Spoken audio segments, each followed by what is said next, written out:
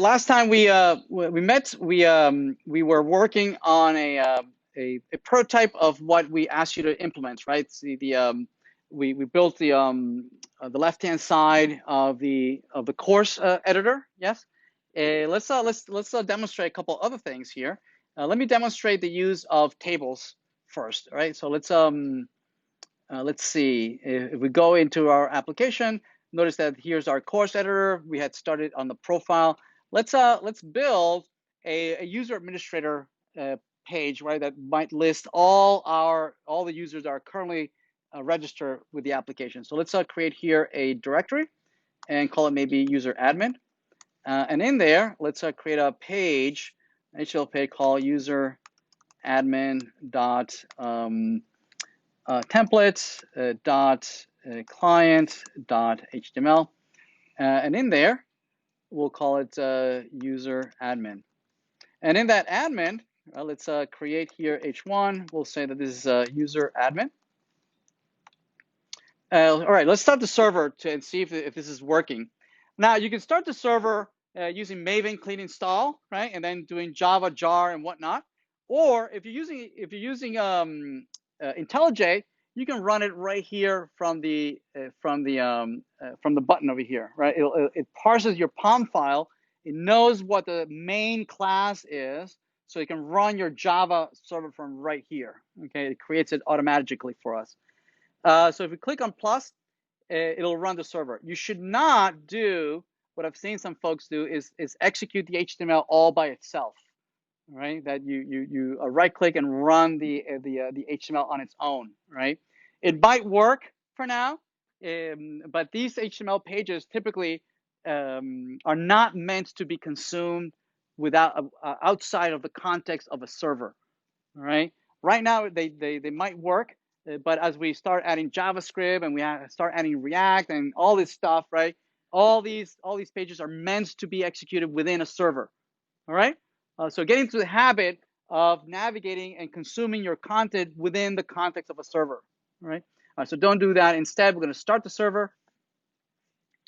From here, it does Maven clean install, it runs your jar file, and it's listening at port 8080. All right, so we no longer did it from the command line. We can do it right from the IDE. All right, so now we can navigate to that location. So I think it's localhost 8080, and I think we called it user admin. There it is. Okay, there's our user admin, right? It looks ugly. But that's fine. Let's add some tabular data under here. So we'll say maybe table, and under table we'll have a T head, right? We have also, oops, we also have T body. That's where the main content will go, and we also have T foot for the last set of rows in there. All right. So in T head, I can declare a row. I can declare several rows, but at least one row where I'm going to have all my headings, right? So each heading will be implemented using th for T heading, right? And T heading will style this to be centered, bold, right?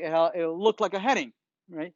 So we'll have maybe a username, maybe you have the password, maybe you have the first name, maybe you have last name, maybe you have role, things like that, all right? And maybe one last one that is empty, okay? So if I save that and come back and refresh, notice that's what a row looks, a table looks like. It looks awful. Just to make it look a little more like a table, for now we're going to style it from here. Don't do this, right? Typically you would do CSS instead, but we are running out of time, so I'm going to do border equal 1. So now it looks a little more like a table, right? We can see the cells and beginning to look more like a table. For the T body, we can have some rows here as well, where we might have in this first row, each row would represent a record, right, in my table. So in the first one, the first data point of my record presumably is the username, right? Because the first column is the username. So the data point TD is where I'm going to put the data. So the username might be Alice. And for the password, I'm not going to show her password. For the first name, this is Alice. Last name might be Wonderland. And the role that she's a faculty, right? And you might have that as a piece of content. Make sense? Notice that the last one looks weird because the heading listed 6 columns, but the row described only 5 columns, right? So it doesn't really know what to do with the last column. That's okay. Let's add one additional column here, TD, and leave it empty. And now it's empty, right?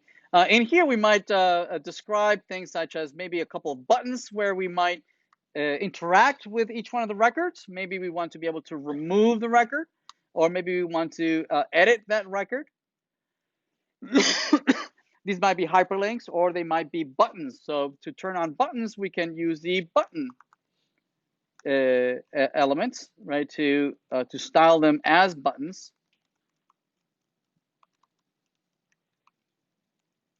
Right, that presumably that you can click on them. Make sense?